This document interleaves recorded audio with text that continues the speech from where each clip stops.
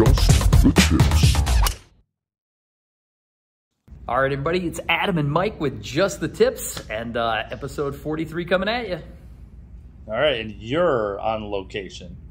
Yeah, I'm away for national sales meetings in beautiful Chicago, here at the Lowe's Hotel just outside of O'Hare, and What's excited the weather like there, dude? 75 and sunny. It's been beautiful the whole time, but I'm flying out in a couple hours, and everybody's freaking out. We had people from all over the country here and just watching the storm come up the East Coast, and the folks from Florida, from Tennessee, from Louisiana, from Georgia, they're obviously all freaking out. I got to fly to Buffalo tonight, so So they're getting rain down there. You're getting snow. Exactly. So it's funny because I always thought Chicago was called the Windy City because it's always windy here. The wind's always blowing. That's actually not the reason. Do you know what it is? No. Because this is where some of the greatest politicians in the world have come from. They're all full of hot air, and they're always talking too much. So that's why they call Chicago the Windy City. Yeah, I don't doubt it. Anyway, all right, dudes. I've been away for a couple days. I don't even know what we're talking about today. I know what I want to talk about, but what are we going to talk about? Well, I want to talk about the content that we've been putting out this week and the rest of this week coming up. Tot Hill Farm, dude. After going through all of this footage, man, I am just reliving every single thing there is about this course. It is awesome. But let's talk about what you want to talk about first. Listen, I besides our fantastic sponsors, of which may be getting larger here in a second. So shout out to Shaft Wraps. Stuck a new custom-made Shaft Wraps on the. Dude, I was just thinking about this before I sat down today. I was like, you know what? Like, we talk about Shaft Wraps. We give them a shout out every single time. I don't think we really talk about how cool these are. And how much when people see them in person, how much they like them, like almost like Finn scooters. Shout out to Finn scooters. Let's go, Finn. We mentioned Finn scooters, like, yo, we should get these. Everybody's like, yeah, like, nah, probably not. Like, dude, every single time we're on the range, so many people come up to us and look at your wedges because they're flashier. Mine are the matte black, and yours were the yellow, and what was the other? Oh, you had the Augusta topographical. But I don't think people really. I'm trying to get this through in the camera right now. It's like, just buy a couple of them and throw them on your wedges, guys. They are totally cool and totally different. So just get some. I'm gonna go you one better, Mike. I have an extra, very special shaft wrap that was custom made for Just the Tips with our shield and logo on it. I'm gonna put it in my golf bag. The next person to come up and ask me about shaft wraps gets that wrap. So like I said, how about that? All right? Yeah, and then go order some more. And then go order the rest of them for the rest of your set. But for protection and decoration, shaft wraps is where it's at. And again, I love the new ones. I had to go buy a new set of wedges just to put the new wraps on there. So yeah, I wrote to him and I said, listen, I don't know if I can get rid of this 54. This 54 has been this little trusty guy, minus that little mishap down in Myrtle Beach. Snafu. I don't know if I want to buy new wedges, so I asked him how to get them off, and he just said like a hair dryer or like a hot heat gun. Heat gun. Yeah. Blowtorch. Yeah, and he said, it's not gonna be the easiest to get them off, but that'll definitely speed up the process if you get them off and then put the new ones on. There you go. You probably take acetone and rub down the shaft. Anyway, just for brevity's sake, but shout out to Back 9 Clean, your waterless club cleaning system. So, like I said, they're the best. Big shout out to Sundogs. Come on, gotta love Sundogs, man. JTT 15 at checkout. Exactly. And I'm coming up on 100 rounds with the same Sundogs, and now like the 5th flight of the year with Sundogs as well, because I always wear them on the plane. You know what's crazy? And I think this is one of the reasons why I wanted to partner with Sundogs is when I was in my 20s, I lived in Charleston, South Carolina. And I always I worked at the golf course. I lost sunglasses or they got scratched or, I left them here or they fell off my head here. I bought a pair of Sundogs, and back then they were like $60, which they're still not much more expensive than that now. And I was like, this was the first pair of sunglasses I had for like over 6 months. I ended up having them for like 3 years, but they were the first pair that I kept for like a long time. I was like, I don't really want to spend money on sunglasses because I don't take care of them. But then I spent the money, so then I took care of them. So I'm still impressed at the durability. And I didn't tell you, but I thought I lost them the other day, and they just fell off the dashboard where I had them because I was driving at night and wasn't wearing them, and they fell under the seat, and I couldn't find them after like a couple of days. And I'm like, I had another pair of designer sunglasses that I used to wear, so I grabbed those, all worn out and scratched up and everything, and that were a lot more expensive than the Sundogs. So for durability, for performance on and off the golf course, Sundog JTT 15, and don't forget to get your hybrid cover. Yep, cool. Yeah, get that hybrid cover. It's so awesome. Exactly. All right. Anybody so else get a shout out? So, we got a ton. We got a ton of new stuff coming down. New stuff. We'll see. So, I can't wait to get to talk about Tot Hill Farms. I really can't, because again, going through the footage, and just again, we'll get there in a second. But I think we would be remiss if you and I didn't talk about this weekend that just passed. Do you want to do you want to go in the trust tree? I want to go cry in my pillow right now. Do you want to go into the trust tree? I mean, should we bring in a like a therapist for us at this point? We could be in the trust tree with the nest and the. Yeah. So all right, I'll tee it up, and then I'll let you roll with it, and then I'll give you a little bit of my feedback.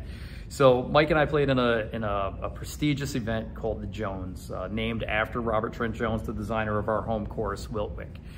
The Jones is a 2-day member tournament, and it's got a gross division and a net division. It's a 2-man best ball, and Mike and I made up our mind that we would simply win the gross division because we can. We're capable. Well, and I don't normally play like that, but I said, you know what? I'm going to play this as a stroke play match for me, right? It's a 2-man best ball, and if you're in gross, you're also in net.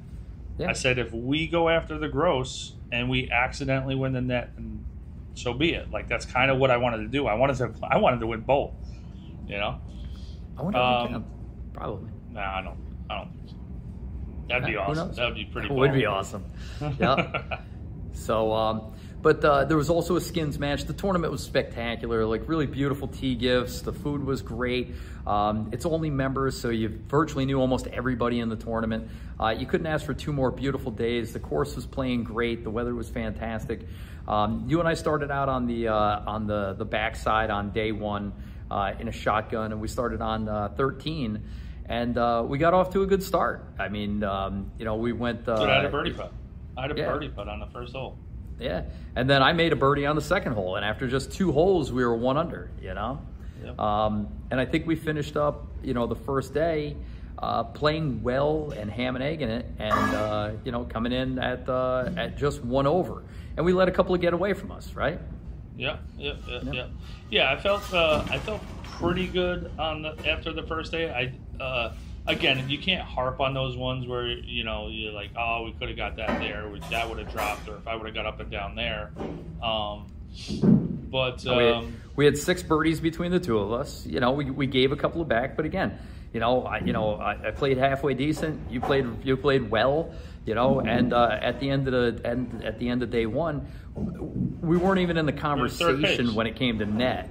We were in like the bottom third. Crazy. I didn't understand that. But we were in 3rd place in the gross. And the first and second place were tied at 3 under. So we were 4 off the I think lead. it was a 3 under, 1 under, and then 1 over was us. Something like that. I know for sure they were both tied at 3 under. And then we were in 3rd place at 1 over. And then 4th place was 4 over. So all of a sudden, there we are, right in 3rd place, right there for the taking, right? So, you know, go to bed that night feeling good, get up the next morning, come out. The greens are a little quicker. The tee time's a little later. So we got, you know, a little bit even better conditions. And they were tee times. Yeah. And we got to go off of, what did we start on? 10, right? 10, yeah. Yep. So I get off to a horrendous start going double, right? But there you are, the partner extraordinaire. Yeah, so didn't hit a great tee shot on 10, but I wanted to get to the green on my second shot. So I hit a hybrid up there and pulled it, and I was actually past the bunker to give myself a shot at an easier shot getting up and down, and I did. So I got up and down to save par on 10, which was a good feeling. Go ahead. No, you made bogey on 11 where I made another double. Like I got in a bad situation in a sand trap and fired it out of bounds, so I was out of the hole. So, you know, we're up to 2 over on the day. We get the number 12, you know, a shortish par. No, 1 over. We were 1 over. I made this. Yeah, we were 1 over. I'm talking the whole tournament. But you're right. We were 1 over on the day, 2 over on the tournament. And, you know, you come up to number 12 and you're like, you're playing awesome, right? Felt pretty good. I was there to win, dude. I showed up that morning like, yo, I gotta mark my spot in this group of people. So I hit a good drive. I hit a good 4-iron up, and I had like a 66-yard shot to that pin and almost made it. Yeah, you left it hanging on the lip, on the back of the cup. On the back lip, yeah. Yeah. On the back lip, so tap in birdie, which was... So tap in birdie, you're even, I make par. We go to 13, the short par 4. We're both on the green. I 3-putt. I'm now 5 over after 3 holes. You make a par, you're even, and you have us even through the first 4 holes, right? So, you know, I was excited because I go, oh, Mike's playing good. I'm not going to keep playing bad like this all the day. I parred 14 and birdied 15, parred 16 and birdied 17, and I go, holy cow. I go, we're 2 under on the day, 1 under for the tournament, you know, and we could see, you know, the other teams were coming back to us a little bit. All of a sudden, we're really in the mix. We're really in contention, you know? Yeah. Yep. Then we get up to 18. Mm-hmm. Wind at our back, you know? Wind at our back. Where was your drive?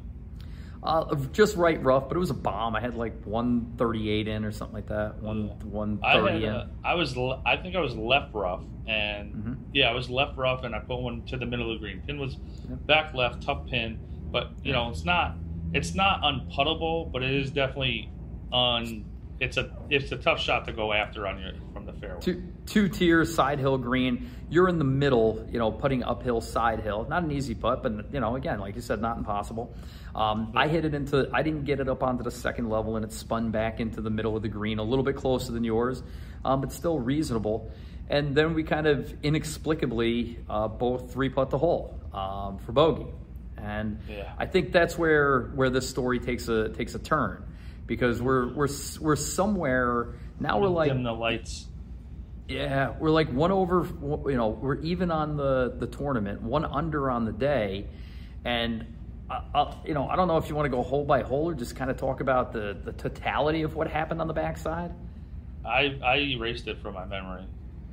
so I'll cut to the quick. With a birdie on a tough par 3, we shot a combined 43 7 over. On the front 9, which was our back 9, on the front 9 it was. So on the last 9 of the tournament, when we're in contention, not to win the entire thing, but certainly to finish in the top 3. Long story short, what was it? -1 won it, which we were right there. Which means +1, the guys who were in first shot 2 over. And what did the second place guys finish at? Either even or +1. So they shot 3 over, or 3 or 4 over. And then the group behind us was +6. They were +4 the first day, +2 the second day. And we shoot a combined +8 to come in 4th gross with a 7 over on the front 9. Like I said, I did block it out, but like I said, we always talk about the positives on this. I mean, I felt like somebody hit me in the gut with a baseball bat at the end of that round. I don't know what happened. It went so fast. It was so bad. We couldn't stop it. Every shot that we hit that was good was followed by a bad one. Everything that happened positive had a 3-putt attached. It was, I don't know. Yeah. Yeah, it was a tornado, dude. It was a whirlwind of, I mean, the only positive, and I don't want to sound negative, but you drained an awesome birdie putt on 5. What was that, like 35 feet? Yeah, it was. The pin was all the way in the back. I was all the way in the front, and got a good read on it and put a good roll on it. Which I thought was going to bounce us right back into it and like get us out of that funk. And it just, I don't know, man. It just fell right back apart, dude. It was we backed it up with a bogey. We backed it up with a double. We bogeyed the easy par 3. And then 9, our last hole of the tournament, I haven't hit it in the pond on the right in 3 months. Dude, you lost 2 balls on that hole. Yeah. I sit there and not for nothing, but a par on that hole, either one of us would have salvaged the 3rd place finish. And, like I said, we couldn't pull that off, Here's the deal. The big positive out of the whole thing is I know we can win that next year. I know that if you take our mediocre 9, let's just say, so what did we shoot on the front that day? Or technically the back, but our first 9. We shot even or 1 under? I think we were even. On which one? On the first 9 the second day. First 9 the second day? I think we were hang on, 1 over, even. We were 1 under because we bogeyed 18. So even say we shoot even on that last 9, like even if we take that, like we're winning that thing. We win the tournament at 2 under on the yeah. So like I said, it's so not only that tournament, Mike, but you and I have to think that together, because we were saying it, we don't get a chance to play together a lot as a team. We're usually playing against each other. We're usually playing the same tournament, but in different groups. It just, we don't get a chance to be partners together. I think I had a couple of takeaways from it. Number 1 was good try. I mean, the guys that we lost to had a combined team handicap in the first group of probably 5. The second, not even. If you got Bird and Redmond. Dude, are you kidding me? They're like a 1. They're probably a 1 between the 2 of them. The governor and the owner are probably a 5 between the 2 of them, right? So not each. Maybe, at most. I think the owner's a 6, and okay. And the governor's a +1, and then the other team was probably a 5 or 6. You and I together, index are 11 from the Blues. I think we're 13, right?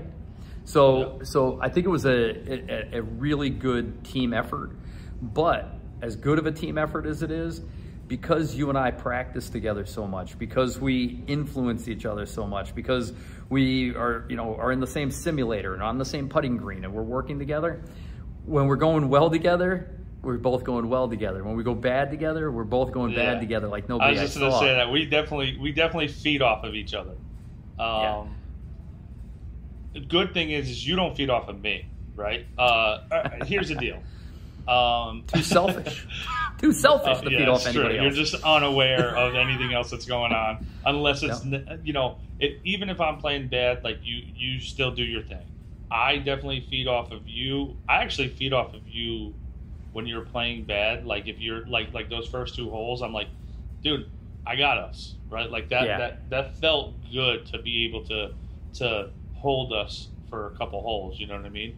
Yeah. But then when the crap happened on 2, and then 3, and then it bled. Do we want to take the time to get into that, or do we want to skip that for now? So I want to talk about. I don't know if you remember.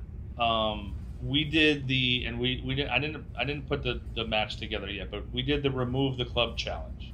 Oh yeah. And every single time, and I think you were intoxicated. Perhaps it was before 75 hard and at the end of the summer. 80% chance. There was an 80% chance you were in. I think you were. Could have been. Every single time we got on the tee box, you talked about all the bad stuff on the hole. Like Okay. that was one of the things that you were doing. Oh, in that I challenge. remember this. Yeah. You know what I mean? Yeah. And I was like, dude, like, are you really doing that right now? I didn't know if you were trying to do some gamesmanship on me, but like, I'm like, is that what you think when you get onto this tee? Like, No. But it was just. I don't know why weird. that particular day I was just identifying all the bad things on the course. This tree, that bunker, this wet here, and there's mud on the ball, and this and that, and I was like, I almost like it didn't bother me that day because we were having fun out there, but definitely on this one, I was like, man, this dude's vibe just changed. Yeah, so I think that's true, and you see it a lot in scrambles. Like it's a must in scrambles, but it's definitely a major factor in a 2-ball. Is that the energy of the team, the momentum of the team carries you one way or the other. And when you're ham and egging it, when things are going well, and one guy has a bad hole or a bad stretch, if the other guy's picking him up, everything's okay. But the long story short is after the 3-putt on 18, we came to 1. I ended up flaring the ball into the bunker and couldn't get up and down. And hey, listen, it happens. One's a hard hole, and I've taken big numbers on that hole before and still shot a good round. But we got up to 2. I hit my perfect drive, a power fade to like 220, got the wind at my back, even though the pin's back, and hit what I thought was a perfect 4-wood, and even yelled out to you, "Hey, Mike, I think that's in the hole." Now, I can't see like more than 100 yards in front of me, so I don't know what happened after it left the club face. I saw it because I was over on the one side.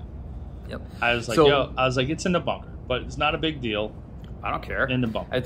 It's bunker green side. And to me, it's still a sandy opportunity for birdie. At the very least, it's an up and 2-putt. We make a par or whatever. But what I let get to me is when I got there, I was the first person in that bunker for the day. There's no footprints in there. There's no rake marks. There's no animal tracks. There's no nothing. And whoever did rake the trap had taken the rake and raked a gully into the bottom of the trap. So they took the sand. It was this, right? It was the 2 sides coming down and meeting at a point, and you had to hit like this way out of the trench. So there was no sand because all the sand had been pushed up against the front face and the back face, and they just left it kind of bare there in the middle. But there was literally a trench the ball was sitting in, and I had to cut across and I couldn't. Now I'm mad because being in a bunker is one thing. Being in a bunker that somebody didn't rake and they left a footprint in is kind of shitty. But again, it sucks. It is what it is. But and I don't want to put this on anybody because this is on me and I accept that. But when somebody's job is to rake the bunker for a tournament and they rake it in such a way that it becomes more of a penalty than the actual bunker itself, that I did let get to me, right? And I'm going, not only is it out of my control, but it's like, this isn't rub of the green. This isn't you got in a divot. This isn't you were up against a tree. This isn't you got on hard pan. This is, hey, somebody didn't do their job right today, and now it's affecting me. And that one, it just spun me into a whirlwind that I normally don't get into on the course. And I tried to explain it to you that, like, even though it was, like you just said, it's not the, what did you call it? The rub of the green or something like that? Yeah, rub of the green. It's not a bit, it is though. Even though it was somebody's job to do it correctly and they didn't, it's still the rub of the green. And that's what I was trying to explain to you. I'm like, dude, there's nothing you can do about it. Right? No. Like, it is what it is now. Like, yeah, maybe if we saw that, before the round started, hey, but it is what it is, and that's what you get, And listen, and I tried to get you out of it, and you didn't want to come out of it. And then on the next hole, the first thing you did was bitch about the mud being on your ball. I'm like, this guy's out of it. He's fucking out of it. And I'm like, dude, I got to put my other earbud in. So 2 things. One is, And again, I have to say it. The crew does an unbelievable job with the course every day, every single day. It was Trevor. The traps are great. The greens are great. Everything is great. And like I said, this was just a one-off.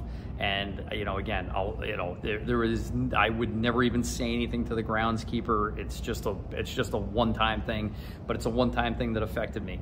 But then once you get into that negative mindset, you can't snap it.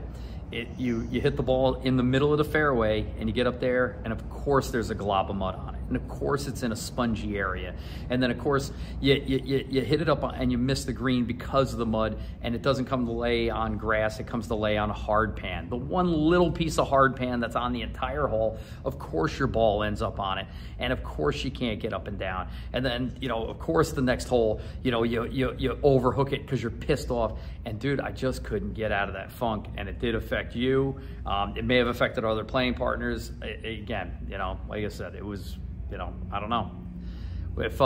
If you are a licensed sports therapist and you would like to take this case on, please contact us through our Instagram page. Over this podcast, I'm just putting good vibes. I'm just going to put good vibes, and I'm going to play the good vibes song. But Mike, that's what, you have a reputation as being a very tough trainer, no excuses. You curse at people in the gym that are your clients to make them do what they're supposed to do, but it's never in a negative or malicious way, right? It's stern, but there's never negativity around it, right? Here's the thing, and you are the king of good vibes. We could talk about Tot Hill next week, because this is going to go get a little deeper, because this week we've had some issues with my daughter's softball team, and I was asked to kind of help out maybe on a separate day on maybe whooping these kids into shape a little bit, and not really shape like Navy SEAL physical boot camp, shape, but hey, start backing up, players. And I know it's going to make you tired from running from left field to behind the third every single time, so we're going to put you into shape, making sure you get down to first, things like that, but in my way, my version. So the coach said, maybe they need a little tough love. Mm-hmm. And I started thinking about this. One, all coaches want you to like them. All coaches want their players to like them. Well, I'm not a coach. You don't have to like me, okay? But when I do what I do with my clients and what I would do with these kids, it's because I see more potential in you than you see in yourself, mm-hmm. right? And that's what I was saying with that in that bunker, dude. I was like, it is what it is. You've been in worse situations before. You got this shot, dude. Worst case scenario, you chunk it out, you 2-putt par. And we're out of there with, hey, save the par there, let's get one back on 3. You know what I mean? Instead of letting it go, because I think you still made par there, did you not? I did. I chili shanked it out of there, thank God, but I had to chip again, but that was, from across the green and got up and down. I would say that was probably not the best you could have done out of there. You would have had to get lucky to get one close. Yeah. And then you got out of there with a par, dude, and that should be a positive, right? From that lie, instead of being all pissed off, yeah. And making it a negative, and then a negative, and then a negative. You know what I mean? So when it comes to something like that, where I'll take responsibility too. Whereas I should have shook the shit out of you and said, dude, let's just get up and down for par. Because I threw mine into the driving range, and I was out of the hole. So I should have came over and coached you through that and caddied you through that to be like, dude, you got this. I've seen you hit worse shots before. Dude, didn't you hit one that was fried egg and got up and down from that? I was in so many traps that weekend. Yeah, more than normal. I had a bunch of fried eggs. You know what I mean? 50% up and down percentage out of the sand. But I think that's one of the things with the positivity, especially when it comes from me, is I see more potential in you, not just you, but clients and kids and things like that, to where like I'm hard on you or I'm like giving you tough love because you can do it. Yeah. And like to see what you did and like let it get to you that much, it was bothering me. Yep. Not only was the negativity bothering me, but it was bothering me that you let it get to you like that. When I've seen you play like crap and still somehow squeak out a 75, you know what I mean? Yeah. So I think it was like twofold for me, where it was like the negativity was definitely bleeding over to like the team, but then also I'm like, the dude still made a par. What the hell is he so pissed off about? You know, if we would have just been happy with the par, got out of there, and been like, all right, cool, dude, you know, boom, boom, boom. That 9 is a totally different 9 now. Yeah. Yep. There's still a win in there, you know, even with that lie. Like I said, I don't know why I let that particular situation affect me. You know, again, golf is a game of dealing with whatever situation you find yourself in, and rarely is it the ideal situation. And there are varying degrees of bad. That's not as bad as it could ever get. Again, I mean, you still could hit it. I mean, what about your one in a Hertigan last year when you were behind that rock on 7? Yeah, bad luck right up against the rock, and we were in the one of the match we were playing, and I had a chip out left-handed, to a tough green, I think that was this year's Hertigan, but no, Mike, the point's well taken, and in two things. One is I feel terrible because I think we had an opportunity to win, and especially as the A player, I owe it to the two of us, to keep my head in those kinds of situations. But two, and maybe you want to talk about this a little bit too, is we were in a situation to win a scratch event. That's not a situation I find myself in very often. I play enough of them where I'm usually competing and I feel good about my results, but I'm not winning scratch events against top players. And, again, you've made big moves with your handicap, but you're still a high single digit. And here we're battling the club champ, the former club champ, guys half our age that, hit the ball twice as far, and we're right there. And I think I let the pressure of the moment get to me. So, did you think about that when we were playing? No, I thought about it after. That I was ramping. Did you think it affected you? I think so. Yeah, 100%. I think we had a chance to win, and I knew we had a chance to win, and I started pressing and pushing myself and maybe the team farther, where we just kind of needed to sit back and let the game come to us. See, I didn't feel any of that from you, and I didn't feel any of it from myself either. Well, I did a good job of hiding that part anyway. Yeah. I will say this. Man, we've been talking over the last couple of months. I had to bail on the Net Club Championship. I was in the final, but I couldn't play the last day, I bailed. A couple other things I didn't for all the right reasons. I wasn't fully committed to the Hertigan, like I would have loved to qualify for the Hertigan, but even if I did, I wasn't going to play in it. Yeah. So there's a lot of things I kind of go like 1 foot in, 1 foot out almost. And you've been on me a little bit about like, hey, do you know what it feels like to win? And I said, yeah, I win at life. But to get a little taste of that being a scratch event and being right there in the hunt, like it makes me understand what you're saying more. Now, here's the thing. I'm not going to win the Hertigan at a well, back then I was like a 10 handicap, right? I'm not going to win the Hertigan at a 10 handicap. So, but that being said, in my mind, the club championship was a net club championship. So again, it's kind of like a little asterisk next to it, even though it still is something. But like you just said, this is a scratch event against really good players, a really good event. It's the Jones, man. It's a member. Prestigious. Getting that taste makes me understand what you were saying, and it makes me want it more because, dude, I'm so happy. I think that was Sunday. I went to a soccer game. I didn't sit with anyone, even though Lisa was there, Lisa's dad was there, all the moms were there. I sat over there because I didn't want to talk to anyone. watched my daughter score a goal, which was great. I got excited, but internally, I couldn't even externally get happy about it. Yeah. I went home because my daughter's always the last one to leave the bench or the dugout. She's the slowest kid in the world. So I went home. I was like, hey, are you coming home or what are you guys doing? She was like, I think we're going to stay and watch, another game. And I was like, all right, cool. So I came home. I was so happy nobody was here because I was so mad and upset. Like my dog died from from blowing that chance. Yep. Yeah. I literally sat in this chair, probably staring at my computer, just wondering what the heck just happened. Yeah. Yeah, I compounded that a little bit because I went home and we're not drinking. So, that normal, I think weak adult response to drown your miseries in a little whiskey. It looks so romantic on TV and actually does help, or at least makes you feel better. Can't do that. Can't even have a cigar, out of calories for the day, so can't eat.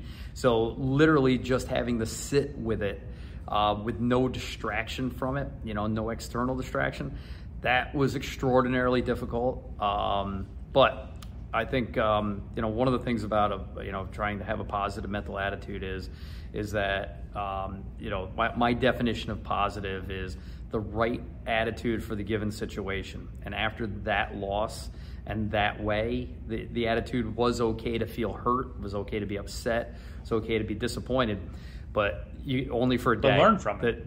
And you got for a day. And you got to take away a lesson. And I think there was a couple of important lessons. One is I ran into two situations that I didn't realize I didn't have the skills to overcome. Again, like I said, if it was just the bunker, if it was a bad lie in the bunker, it was all those things, I would have had zero problem with it. It was something that I hadn't run into before. Now I can understand and hopefully recognize that.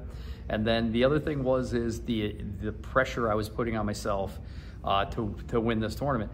Not for nothing, dude. I made 8 birdies in 2 days. Yeah, dude. And I mean, there was some playing going on there. I think we were both playing just a little bit above our heads. The question is how do we finish that? How do we, continue? And when I say we, I mean me. No, I think I say we. I would say, to answer your first one where you said you ran into something that you never kind of dealt with before, here's the deal, okay? And we've talked about this in the past where, you can't explain all the nuances of golf to a newbie, right? You got to get out there and you got to play them and then talk about them as they come up, right? Well, that's also going to happen still with these shots, these new things that are going to happen, especially as you play more competitive golf. Things are going to happen. New things or new situations are going to arise, and you need to. I want you to do this. If I'm not there, I want you to do this. Is look back at that bunker, that situation, and be like, it is what it is, man. But Mike, you bring up such a good point, because it's not that bunker is the click, whatever it is. But especially, as we advance, and we're talking about an amateur tournament schedule next year. We're talking about, some really exciting things, for 2025 and 2026. Other things like that are going to come up. It won't be a misraked bunker. It'll be something else. It'll be something we're not even thinking about right now. Exactly. That's what I mean. Yeah, it'll be thinking about bunch that of bunker, new things. Yep. So we should name the bunker. We should name that situation. So when we see something else similar, we can, is that the bunker of doom? You got Strantz. I didn't get Strantz. Mike Strantz would not let that bunker. You take his name out of your mouth. No, he would have did it on purpose. He would have did it on purpose. He would have put a rock wall in the middle of the bunker. Yeah, dude. Wait till you guys see this picture of a rock hanging over the edge of a bunker, where if you were in that bunker under that rock, you might as well just crawl under it and die. Yeah. So the bunker collapse, is that what we're calling it? Is it the bunker of doom? The bunker situation of 2024. There you go. It's something, but whatever that is, dude. Whenever you have that There'll be something else like that out there. It'll be something, and then we just say, bunker on 2, dude. Bunker on 2. Remember that. Just get out of that. Be like, dude, all right, let me, because you were lying there in 2, okay? So out is a green and regulation still. Yep. You know what I mean? And these are all the things I should have said to you, but I was over on the range getting my ball. Yep. So like I said, I think the bottom line though is there's a saying that I like a lot. It says, "In every adversity lies the seed of equal or greater benefit for those that choose to look for it with a positive mental attitude." And again, that's exactly. You're not putting that on here. A T-shirt, are you? No, it's too much. It'll be a coffee mug. Coffee mug. It'll be on the bottom, so when you pick it up, everybody could see it. There you go. But that's what this is about. Like I said, if we take that away from here, if both of us take that away, we're going to be playing golf for the next 40 years. I'm sure, and if that's the lesson we learn and never duplicate it for the next 40 years, it was the best thing that ever happened to us. Yeah. Yep. Yeah, I think I'm a little bit more emotionally spent than I thought I'd be on this podcast. I got to be honest with you. Yeah, dude, I was ready to talk about Tot Hill Farm. Which is like the exact opposite emotion. It's just joy and peace and love and Mike Strantz. Oh, good vibes. Yep. So good vibes and Mike Strantz. Before we go though, let's tease the Tot Hill Farms in beautiful Asheboro, North Carolina, one of the most magical places on planet Earth. We've been putting out a lot of teaser stuff about it. What's to end on a positive note, what was your favorite thing about Tot Hill Farms? You're like the thing that rocks. I mean, I have 100 things. Which it's one the though? No, all the rocks? It's the rocks. It's all the rocks. Now, I can't explain it to anybody except you and Maddie because you guys were the only ones there. Like the rocks were so clean. And I know how dumb that sounds when I say it, but they were so perfectly placed and just like artwork on the side of every hole or in the middle of the hole or near the green or whatever. None of them came into play except one, and you guys will see. But they were just so nicely, painted there, man. They were just perfectly painted there. Like if you were to paint a picture of a golf course and you painted rocks, that's what this place looked like. And 99% of them didn't come into play. They were strictly decorative. 99.9. But the 0.1% that did come in play, they left their mark both literally and figuratively on you. Yeah. But it was an incredible, like nothing favorite? Else I've seen. My favorite thing, I probably could go with the top 10 that would be like within a centimeter of one another. But my favorite thing of the day was when we first got there. Just you, me, and my daughter. There's a couple of staff members there, and we went over. We were the first ones on the driving range, and this driving range sits way up on a hill, and you hit down into like this valley that's used to be woods. They carved out the woods, and it's a field, and there's hay bales down there. But this heavy, heavy dew. There's a little misty fog still in the air. The sun's coming up, and it was perfect. I mean, it was perfect. The air was still. There was no car noise. There was nobody else there. It was just the three of us and those ping golf bags that they had the balls in. And, every footstep was the first one of the day. Every divot we took was the first one of the day. And it was just, you hit the ball high into the air and it takes forever to fall to the earth. The sun just started coming up. Like over the trees and made everything and it was a little hazy. And made everything sparkle, all the dew sparkle. It was so pretty and so nice. And just for 15 minutes, we didn't say anything. We just warmed up and hit some balls, and it was, it was like the most peaceful place on like some people climb like a mountain, and sit up there to be by themselves. Anytime you have that bunker shot on 2, Tot Hill Farm Range. Go to the range at Tot Hill Farm Range, and that was just the range. That was before my unbelievable the unbelievable practice facility that I almost missed our tee time because I was so locked in. Before we ever stepped foot on the course, which had a million awesome things, the clubhouse, the whole thing, but just that moment on the range. So guys, if you've spent the last 45 minutes with us, and we truly appreciate it. if Mike and I are talking about rocks and the range, just imagine what the rest of this golf course is like. And by the way, it's a sub $100 round of golf. Yeah. Yeah, we get there before they bump their prices up, because they're gonna. Oh, it's going to be $300, $400, $500 in a short period of time once it catches on. Yeah. Yeah. Well, it's caught on. It's caught on. We are headed back down there Thanksgiving. Little Strantz trip. Can't wait. All right, that's enough. That's enough. I got a flight to catch, and there's a hurricane coming up the coast here, so I'm looking forward to a bumpy ride home. But we've got a ton of Strantz and Tot Hill stuff coming out over this past week and all of next week. So looking forward to it. Make sure you like, follow, subscribe. Do all the stuff. Smash that button. Yeah. All right. All right, man. I'll see you home in a few hours. I'm Adam. Yeah, dude. I'm Mike. Just the tips. Just the tips.